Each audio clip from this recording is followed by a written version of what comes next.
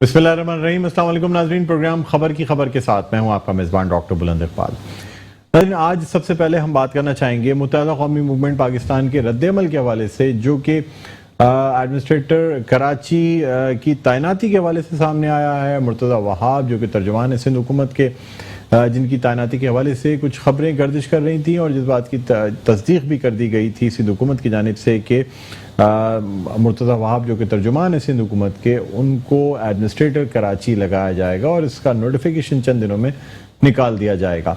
आपको यह बताते चलें कि मुत्तहिदा कौमी मूवमेंट के कन्वीनर डॉक्टर खालिद मकबूल सिद्दीकी ने इस पर जो है वो शदीद रद्द-ए-अमल का इजहार किया। उनका कहना यह है कि एडमिनिस्ट्रेटर कराची को लगाते वक्त या किसी भी सियासी तैनाती से पहले मुशावरत ज़रूरी थी। साथ ही उनका ये भी कहना था कि कराची से जमा किया हुआ 5% पैसा भी खर्च नहीं होता। गुज़श्ता रोज़ वफाकी वज़ीर बराए इंफॉर्मेशन टेक्नोलॉजी सैयद अमीनुल हक ने भी अपनी तकरीर में, जो कि सिंध में फाइबर ऑप्टिक फराहम करने के हवाले से ये तकरीब की गई थी, उसमें वाज़ेह अल्फाज में कह दिया था कि जी सिंध हुकूमत की जानिब से सिंध के लिए कुछ नहीं किया गया। बहरहाल नाज़रीन, इस वक्त हम बात करना चाहेंगे, हमारे साथ ऑनलाइन मौजूद हैं, रहनुमा हैं मुत्तहिदा कौमी मूवमेंट पाकिस्तान के और मेंबर नेशनल असेंबली हैं, जनाब इकबाल मोहम्मद अली साहब। अस्सलाम वालेकुम इकबाल भाई, खुशामदीद कहते हैं सर आपको प्रोग्राम खबर की खबर में। डॉक्टर साहब करिए से जी, अल्लाह का करम। इकबाल भाई, मुझे बताइएगा सर कि शुरू में ही कह दिया गया था कि आपकी पार्टी की जानिब से एहतजाज भी किया जाएगा और अब हम देख रहे हैं कि शदीद रद्द-ए-अमल जो है वो भी सामने आया है, यानी इस हवाले से कि मुर्तज़ा वहाब को जो है एडमिनिस्ट्रेटर तैनात किया जा रहा है। क्या कहेंगे आप? देखिए, मैं ये समझता हूँ कि पॉलिटिकल अगर एडमिनिस्ट्रेटर अगर आप तैनात करेंगे तो ये मुशीर भी रहे, सेनेटर भी रहे और एक पार्टी से ताल्लुक है उनका, तो इस तरीके से तो आज तक मेरा ख्याल है कि कभी ऐसा नहीं हुआ कि कोई आपको क्या कराची शहर के अंदर इनके अंदर एडमिनिस्ट्रेटर नहीं मिल रहा। 20-22 ग्रेड के पढ़े लिखे लोग और ये शहर पढ़े लिखे लोगों का शहर है। यहाँ पे तो जो लोग हैं आप उन किसी को करें, आप मतलब हर चीज अपने उस पे लेने के, उसके पहले सिंध की कौन सी ऐसी खिदमत जो कराची की कर दी और बड़ा गरक करने के लिए आप ये ठीक है करें, मगर एक कंसेंसस होना चाहिए। जब तक मुशावरत नहीं होगी, जब तक बातचीत वो नहीं होगी, तमाम पॉलिटिकल पार्टी जो है एग्री ना हो उसके ऊपर बैठ के तो एक अमल बनाया जाए कि उसके ऊपर ये तमाम चीजें, अगर आप वो कहेंगे तो फिर एक तरफा ट्राई चलेगी ना। इस तरीके से तो नहीं होगा कि आप अपनी सारी चीजें बना दे अगर वो, और फिर जो आ रहा है वाटर बोर्ड के भी इनके इख्तियार दे, वाटर बोर्ड एमडी अपनी जगह पे मौजूद है। अगर वाटर बोर्ड भी ले लेंगे, पहले सिंध तो कराची का लोकल गवर्नमेंट तो समझते हैं आप उसको, तो मैं समझता हूँ अगर वाटर बोर्ड भी वो कर लेंगे तो ये सबसे बड़ी शहर के साथ जाती होगी। अच्छा सर, आज इस बात पे यानी जो कल अमीनुल हक साहब ने जो तनकीद का निशाना बनाया था सिंध हुकूमत को, उसके जवाब में आज नासिर हुसैन शाह साहब जो कि सिंध के वजीर बल्दियात भी हैं, वजीर इत्तलात भी हैं, उनका भी शदीद रद्द-ए-अमल आया सर। और उनका कहना यह है कि कराची से एमक्यूएम का सफाया एमक्यूएम के अपने करतूत की वजह से हुआ। ये मैं उनके जो अल्फाज हैं वो रिपीट कर रहा हूँ।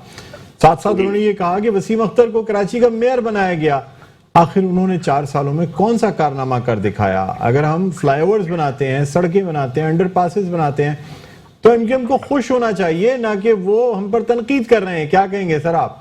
देखिए, नासिर शाह साहब से पहले ये कहे कि चलें जी, आप वसीम अख्तर के ऊपर जो इल्जाम इख्तियार दिए नहीं दिए, हमने उसको, अब तो 2 साल से सारे इख्तियार तुम्हारे पास है। नासिर हुसैन शाह वजीर बल्दियात है ना जी जी, या कुछ और है? तो किस मुंह से कह रहे हैं वो कौन सा ऐसा हाईवे बना दिए, कौन से ऐसे मोटरवे बना दिए, कौन सी ऐसी चीजें बना दी जो कि आप बड़े उससे कह रहे हो कि जिस चीज का हुआ है कि मतलब ये है कि जितने टाउन थे पहले और जितने डिस्ट्रिक्ट है, कौन से डिस्ट्रिक्ट में काम किया, हमने काम किए, जो वजीर आजम पाकिस्तान ने हमें फंड दिए, हम तो उनके ऊपर है। और आज कराची शहर में जो काम हो रहे हैं, लाली कोरंगी शाह फैसल मलिर हो गया, दूसरी जगह हो गया कोरंगी औरंगी टाउन हो गया, तख्तवार नाजबात जो रोडे नाले वाले हमने, अभी मैं कल एक फिगर देख रहा था जब के इनको बनाने का वो कर रहा था कि मुर्तजा वहाब को, उन्होंने कहा हमने 550 नाले। अरे कौन से 550 नाले तो शहर में नजर आ जाए, 50 नाले बता दे कौन से आपने सफाई किए। तो फिर तो इस तरीके के इस जबानी जमा खर्च नहीं, काम करके दिखाएं, मैदान में उतर के दिखाएं, फिर काम करें ना, तो जो लोगों को नजर आए ये सारी चीजें। अच्छा सर, मतलब आप क्या समझते हैं जो दावे किए गए थे पिछले साल जो बारिशें हुई थी और इस साल अब मानसून का पहला ही स्पेल आया है और कराची में जगह जगह इस वक्त पानी भी जमा है, मुख्तलिफ शाराएं जो है वो ज़ेरे आब आ गई, बहुत एक छोटे से स्पेल में ये सब कुछ हो गया। आप क्या समझते हैं सर? ये डॉक्टर साहब सिर्फ ये मेरा ख्याल है 15 से 20 मिनट का स्पेल था ये बारिश का, और उसके ऊपर तमाम सारी चीजें सामने आ गई। नाले साहब किया, आपने ये किया, आपने वो किया।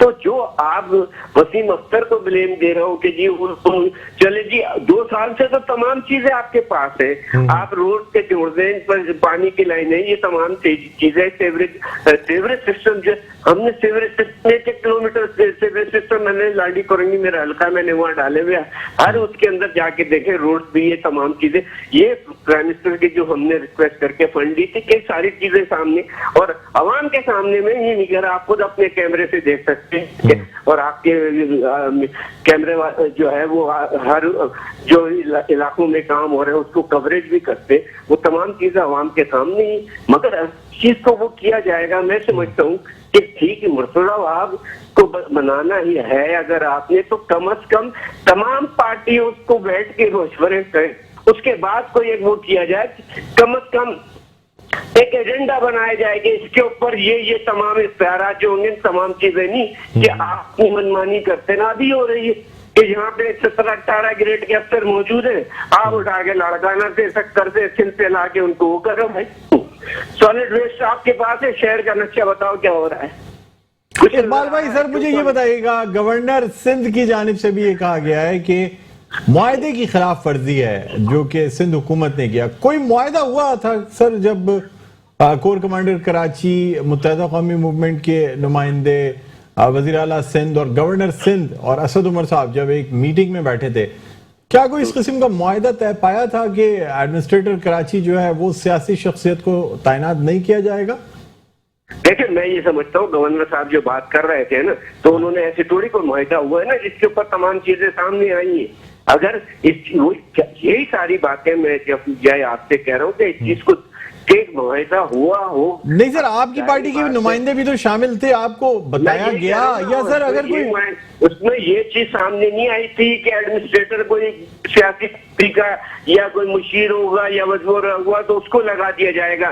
तमाम मुआहदे में ये तमाम सबके कंसेंसस से इसके ऊपर वो होगा कोई एडमिनिस्ट्रेटर लगाया जाएगा। सर क्या यही वजह थी कि ये जो बड़े पैकेज का ऐलान किया गया ये वसीम अख्तर साहब की मुद्दत पूरी होने के बाद किया गया? क्या यही वजह थी कि कोई मुआहदा किया गया था कि सियासी एडमिनिस्ट्रेटर नहीं लगाया जाएगा? ये मुद्दत वसीम अख्तर चले गए, मेयर चले गए, उसके बाद आपके पास ये रहा 2 साल का पीरियड। आपने क्यों नहीं काम किया? आप तो मिनिस्टर थे भाई, लोकल बॉडीज के मिनिस्टर थे, एडमिनिस्ट्रेटर से ज्यादा इख्तियार आप देते। आप सारी चीजों को करके जो एडमिनिस्ट्रेटर लगाए थे उनसे काम लेते ना आप। इकबाल भाई ये जो मुआहदे किए जाते हैं सर, अवामी इंटरेस्ट के मुआहदे होते हैं, अवाम को कम से कम इस बात में कॉन्फिडेंस में तो लेना चाहिए ना। वैसे सियासी जमात आप नहीं समझते कि ये चीजें ओपन होनी चाहिए, लोगों को तो पता होना चाहिए ना क्या मुआहदे हो रहे हैं या किन टर्म्स के ऊपर जो है पैकेज दिया जा रहा है कराची में? ये डॉक्टर ये बड़ी अच्छी बात कही आपने। कम से कम आवाम को तो पता लगे कि आवाम के नुमाइंदों को तो पता लगे कि ये सारी चीजें, ये पैकेज हम दे रहे हैं कि हम ये पैकेज अपने आदमी करवाएंगे, किसी और कोई 20 ग्रेड 22 ग्रेड के अफसरान बैठे हुए जो एडमिनिस्ट्रेटर काबिल लोग बैठे हुए उनके हवाले नहीं करेंगे। मगर वक्त हो गया फिर वही करप्ट माफिया सारा, वही लूट घसूट भाई, जो पूरा सिंध लूट के खा गया, पूरा पाकिस्तान लूट के खा गए। फिर आज आप फिर वही तमाम चीजें हो जाएंगी। नासिर हुसैन शाह साहब का ये भी कहना है इकबाल भाई के मुत्तहिदा कौमी मूवमेंट को वफाकी हुकूमत ने लॉलीपॉप दे दिया और अब मुत्तहिदा कौमी मूवमेंट वो लॉलीपॉप एंजॉय करे, हमारे ऊपर तनकीद ना करे। सर मुझे ये बताएं कि क्या वाकई वफाकी हुकूमत ने लॉलीपॉप दिया या कराची को 1100 अरब रुपए मिल गए या 162 अरब रुपए मिले? देखिए मैं बताऊं कि इनसे पूछे कि ये लॉलीपॉप किसको दे रहे हैं। सब छोटी बात छोड़ दे, नासिर हुसैन सईद गनी से आप ये सवाल कर लेना कि अभी उन्होंने कहा कि मजदूर कार्ड हम देंगे। आपके नॉलेज में है इन्होंने मजदूर कार्ड का इजरा किया कि 6 लाख से ज्यादा रजिस्टर्ड कर लिए मजदूर। एक परसों की रिपोर्ट बता रहा हूँ, आपकी मीडिया चला रहे हैं ये सारी। तो जब इनसे सवालात किए कि तो कहाँ है, वो चंद 100 को मजदूर कार्ड दे दिया गया। तो इसी तरीके का लॉलीपॉप ये मजदूरों को दे रहे हैं, किसान को भी देने के चक्कर में लगे हुए। और सबसे बड़ी चीज ये है डॉक्टर साहब के इस वक्त एजुकेशन का हाल देखिए।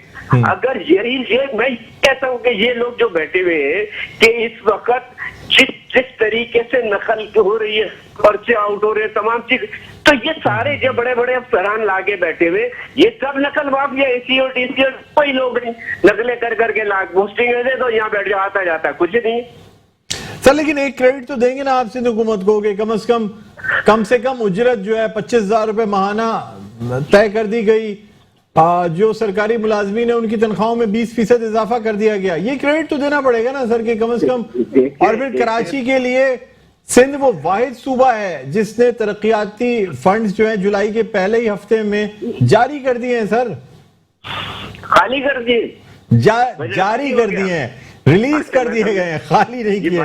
आप डॉक्टर साहब बात भी हो सकती है, जारी भी हो सकते हैं और पहले हफ्ते में खाली भी हो सकते हैं। यहाँ पे ये है ना पूरा ये सारी चीजें लिखी पड़ी, ये सारी चीजें। ये आपने बात की कि चले ये बात तनख्वाह बढ़ गई, तो सबका तनख्वाह हर बजट के अंदर बढ़ती है। उन्होंने 2-4% ज्यादा बढ़ा दी तो वो एहसान नहीं, क्या उनका हक है लोगों का, ये एम्प्लॉयज का हक है ये कि जो हर उसमें तनख्वाहें बढ़ती है तो बढ़नी चाहिए।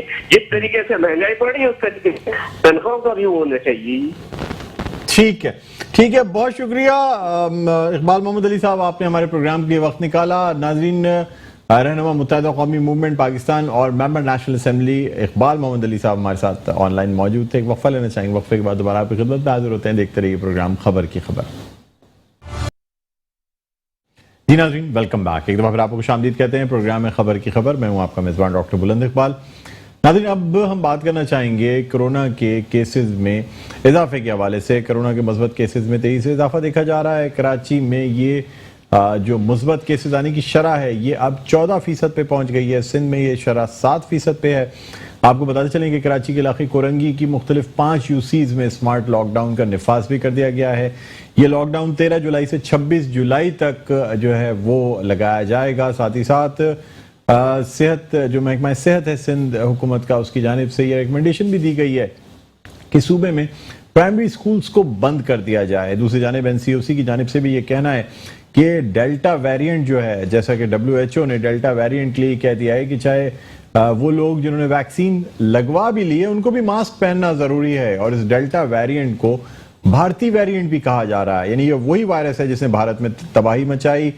इस वक्त ये वायरस न सिर्फ मुल्क के बालाई इलाकों यानी कश्मीर में इस वक्त मौजूद है। आज़ाद कश्मीर में मुकम्मल तौर पर सयाहत पे पाबंदी लगा दी गई है, बल्कि इसके साथ साथ आज के एलामिया के मुताबिक सिंध में 35 केसेस की तस्दीक की जा चुकी है, जिनमें से 18 केसेस जो हैं वो माह जुलाई में मुस्बत आए हैं। और ये वेरिएंट चूंकि अब सिंध में आ चुका है, आपको ये भी बताते चलें कि एक ही खानदान के 5 अफराद भी इस वेरिएंट में मुब्तला हैं और इस वेरिएंट में मुब्तला अफराद को शदीद अलामात का सामना करना पड़ता है।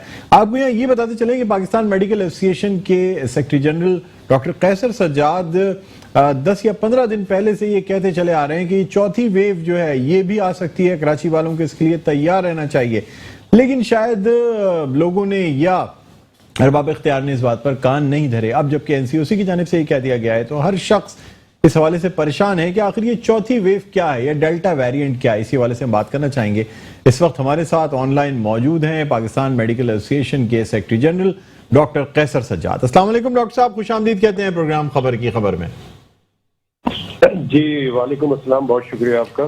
जी सर, क्या कहते हैं इस डेल्टा वेरिएंट के हवाले से जो आप पिछले 15-20 दिन से ये बात कहते चले आ रहे हैं कि डेल्टा वेरिएंट जो है वो आ जाएगा या चौथी लहर कराची वाले जो है वो फेस करने के लिए तैयार हो जाएं, क्या कहते हैं आप?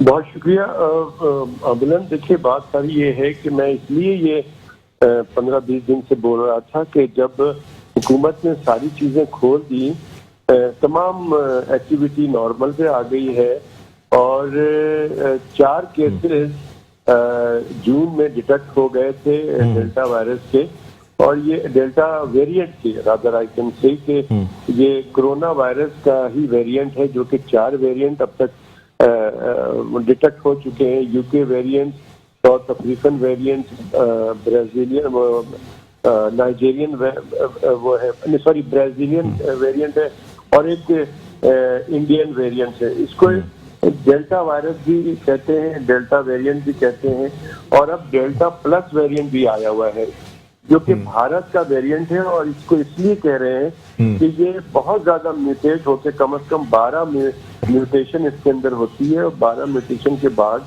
ये बड़ा स्ट्रॉन्ग वायरस हो जाता है, और इसको इसलिए खतरनाक कहा जाता है कि ये बहुत तेजी से एक से दूसरे में फैल जाता है, ट्रांसमिट हो जाता है, और बहुत खतरनाक जानलेवा साबित होता है। और ये इंडिया का आपने जिक्र किया, इंडिया में ये बहुत तबाही तमाम आपके नाजरीन ने देखा होगा, सोशल मीडिया पे, टीवी पे दिखाते रहे कि इंडिया की क्या हालत थी, कि लोग लाइन में ऑक्सीजन लगा रहे थे अस्पताल के बाहर।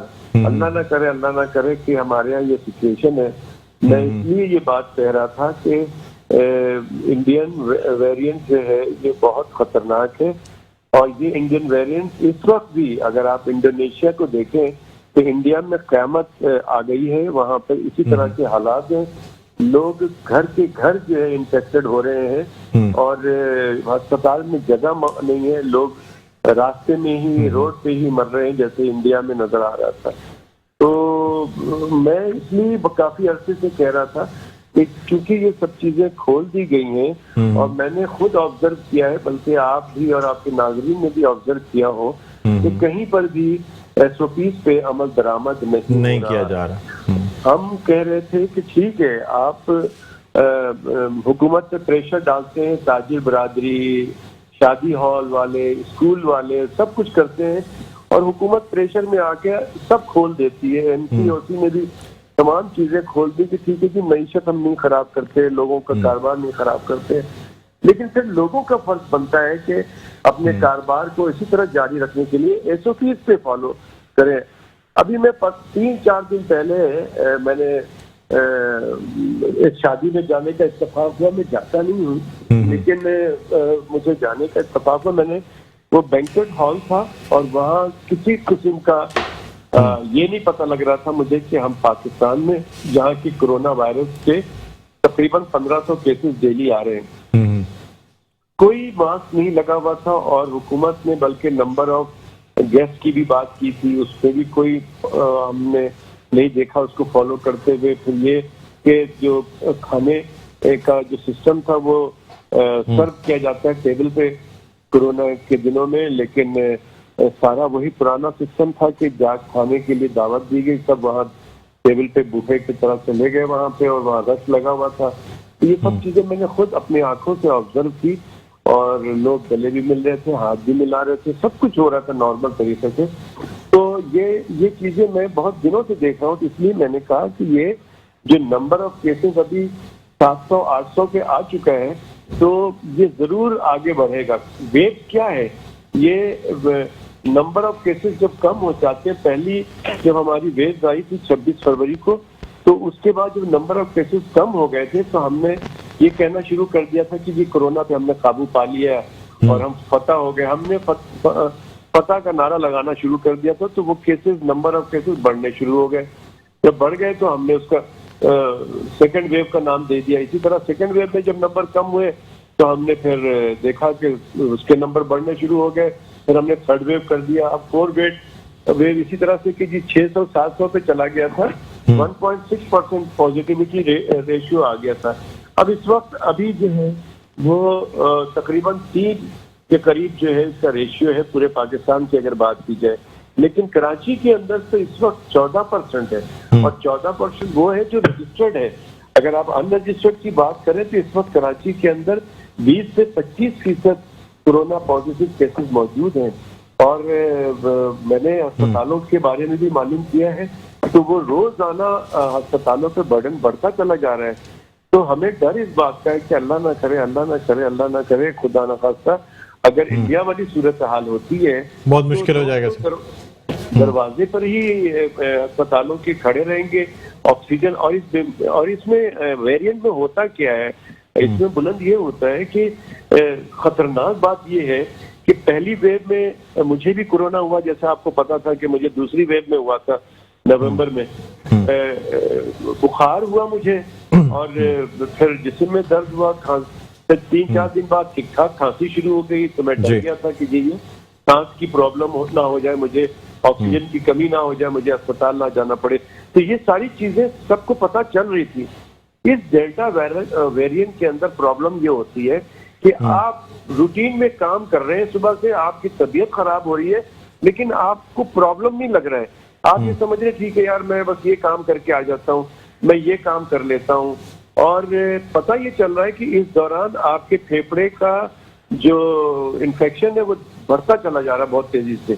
और उसके बाद दूसरे तीसरे दिन में आपको बुखार हो गया। बुखार जो है वो कभी आपने टैबलेट खा ली, बुखार कम हो गया, फिर पता चला जी वो आगे बात और मजीद खराब होती गई, फिर खांसी शुरू हो गई। और जब आपने हमारे यहाँ तो आपको पता है कि हम तो जब आप ये चीजें होती हैं डॉक्टरों के पास जाते हैं जब प्रॉब्लम बढ़ जाती है। डॉक्टर साहब सर आपसे सर माजरत आपको इंटरप्ट कर रहा हूँ, मुझे एक बात ये बताइएगा कि क्या वैक्सीन्स जो साइनोफार्म साइनोवैक वैक्सीन्स हैं जो कि मेजॉरिटी लोगों को लगाई गई हैं, क्या ये वैक्सीन्स कारगर नहीं है डेल्टा वेरिएंट के खिलाफ? क्योंकि WHO ने जिस तरह कहा है कि वैक्सीन जो लोग वैक्सीनेटेड हैं उनको भी मास्क वेयर करना चाहिए, डेल्टा वेरिएंट आ रहा है।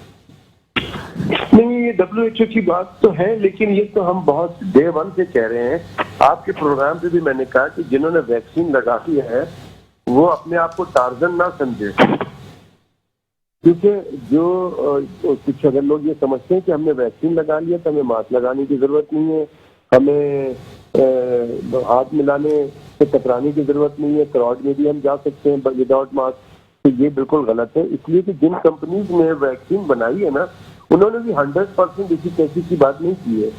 उन्होंने भी कहीं पे 80% कहा है, कहीं पे 92% कहा है, कहीं पे 60% कहा है। तो ये वैक्सीन लगाने के बाद भी आपको इन्फेक्शन जरूर होगा कोरोना का, लेकिन एडवांटेज आपको ये मिलेगा कि आपको वो सिवियरिटी नहीं होगी। आप खुदा ना खास्ता इतनी सीवियर नहीं होंगे कि आपको हॉस्पिटल जाना पड़े, और अगर हॉस्पिटल चले भी गए आप तो मामूली से इलाज के बाद आप वापस आ जाएंगे, वापस आ सकेंगे। ठीक, अच्छा सर जी सर आप कंप्लीट कीजिएगा। नहीं, मैं ये कह रहा था कि ये वैक्सीन लगाना तो बहुत जरूरी है। कोई भी वैक्सीन हो वो जरूर लगाएं, ताकि आप जो है बहुत सारे मसले से अभी मैं एक फिजिशियन के पास था, वो कह रहे थे कि यार आज कोरोना के केसेस बहुत ज्यादा आने लग गए हैं मेरे पास, मतलब बुखार और इस तरह की चीजें, और उनमें ज्यादा है जिन्होंने वैक्सीन नहीं लगाया हुआ है। तो ये मैंने कहा अच्छा ये आपके पास डाटा ये है? कहना हाँ यार मैंने बुखार वाले 15 पेशेंट देखे हैं, और मैंने उनसे हो सकता है कि उनको कोरोना ना हो, लेकिन मैंने उनको पूछा कि आपने वैक्सीन लगाया, तो ज्यादातर लोगों ने यही कहा है कि जी हमने वैक्सीन अभी तक नहीं लगाया। तो ये बात साबित होती है कि जब आप कोरोना की वैक्सीन लगा लेते हैं तो आप काफी हद तक महफूज रहते हैं, ये बात दुरुस्त है। प्लस आपको एक बात बता दूं, अभी जो ये जो दुनिया में ये सिस्टम चल रहा है ना, ये पॉलिटिक्स, ये एक अलग किस्म की पॉलिटिक्स है कि आप हमारे मुल्क में आओगे तो हमारे वाला वैक्सीन लगा के आओगे, वरना आपको हम एक्सेप्ट नहीं करेंगे, आपको फिर क्वारंटाइन करना पड़ेगा। ये सारी चीजें आगे चल के सब खत्म हो जाएगी। और आप देखिएगा कि जो पाकिस्तानियों ने वैक्सीन लगाई है, साइनोवैक साइनोफॉर्म, यही दुनिया में चल रहा होगा। ये चीज साबित हो जाएगी कि ये बहुत ही स्ट्रॉन्ग वायरस है। तो सर लेकिन सर कहा तो ये जाता है कि फाइजर और मॉडर्ना जितनी इफेक्टिव हैं इस वक्त अमेरिका में, कोई हॉस्पिटलाइजेशन ऐसी नहीं है जिसने वैक्सीन लगाई हो। यानी वैक्सीनेटेड लोग बिल्कुल हॉस्पिटलाइज नहीं हो रहा है, 0% हॉस्पिटलाइजेशन है उन लोगों में जिन्होंने वैक्सीन लगाई हो। सर, तो आप नहीं समझते क्या फाइजर और मॉडर्ना के मुकाबले में साइनोफार्म और साइनोवैक 76 से 80% प्रोटेक्शन फराहम करती हैं सर, जबकि फाइजर और मॉडर्ना जो है वो 90s यानी 95, 96, 97% प्रोटेक्शन देती हैं। नहीं, आपकी बात किसी हद तक सही है, लेकिन ऐसा बिल्कुल नहीं है कि जो फाइजर और मॉडर्ना लगा रहा है उसको वैक्सीन के लगने के बाद भी कोरोना नहीं हो रहा है। बिल्कुल कोरोना उनको भी हो रहा है, ऐसा नहीं है। हाँ, उसकी परसेंटेज आप ये कह सकते हैं कि एज कंपेयर टू साइनोवैक और साइनोफार्म शायद कम हो। और लेकिन मैं आप भी ऑब्जर्व करें, हम 15 दिन में ये प्रोग्राम करेंगे, आप भी देख लें। मेरा तो फीड है, मैं इसको ऑब्जर्व करता हूँ, मैं स्टैटिस्टिक्स बनाता रहता हूँ, मैं लोगों से मालूमात करता रहता हूँ। आप भी अपनी कहीं करें कि हमारे जो लोग जो वैक्सीनेटेड हैं वो हॉस्पिटल कितने लोग हैं, और आप हॉस्पिटल में करके सर, एक आखिरी क्वेश्चन आपसे करना चाहूंगा। मुझे ये बताइए, क्या वैक्सीन की मजीद डोजेस की जरूरत पड़ेगी, बूस्टर डोजेस की, उन लोगों में जो 2 डोजेस ऑलरेडी लगवा चुके हैं, या अगर नया वेरिएंट आता है या डेल्टा वेरिएंट पे कारगर नहीं होती तो क्या फिर कोई नई वैक्सीन आएगी? क्या ये फ्लू वैक्सीन की तरह हम हर 6 महीने या 8 महीने बाद कोरोना की वैक्सीन लगवाते रहेंगे? हाँ, ये एक रिसर्च चल रही है अभी, और अभी तक ये कंफर्म नहीं है। फाइजर कंपनी वालों ने तो ये ऐलान कर दिया है कि जिन लोगों ने फाइजर के 2 शॉट लगा लिए हैं वो 6 महीने के बाद तीसरी भी लगाएंगे। उन्होंने तो अपनी डाटा फॉर्म करके बता दिया है। लेकिन जो बाकी वैक्सीन है उसके लिए उन्होंने कहा है कि कोई तीसरी डोज बिल्कुल नहीं लगाना है अभी। इसलिए सर, लेकिन सर आप सही कह रहे हैं, लेकिन जो हज और उम्रे के लिए जो प्रीरिक्विजिट्स हैं उसमें साइनोवैक और साइनोफार्म की 2 डोजेस के साथ 1 डोज अगर एस्ट्राजेनेका की लगी हुई हो, 1 डोज फाइजर की लगी हुई हो या मॉडर्ना की लगी हुई हो, तो उन लोगों को भी अलाउ किया जा रहा है। बहरहाल सर, इस पे आपसे मजीद भी हम नेक्स्ट प्रोग्राम में बात करेंगे। बहुत शुक्रिया, आपने प्रोग्राम के लिए वक्त निकाला। नाज़रीन, हमारे साथ मौजूद थे doctor Qaiser Sajjad, secretary general Pakistan medical association. Programme का वक्त अपने अख्ताम पर पहुंचता है। मुझे बुलंद इकबाल को इजाजत दीजिए। अपना बहुत ख्याल रखिएगा। अल्लाह हाफ़िज़।